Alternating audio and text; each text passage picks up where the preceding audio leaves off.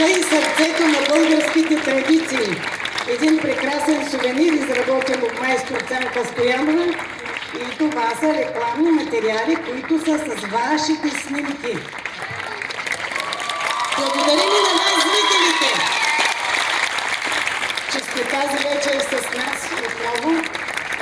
Очакваме ви утре отново в 19 часа, когато на фестивала ще окажем реверанс на българското хоро и заедно с клубове от Първомай, Евредика Първомай, Живко Аргиров. Къде е Живко?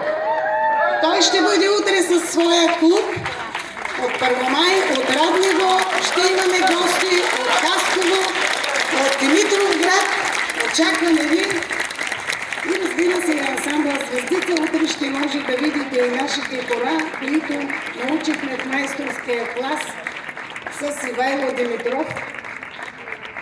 Ще видите и накрая и екзерсиса, който сме научили. А сега огнената джиновска кода на Димитър Дойчинов.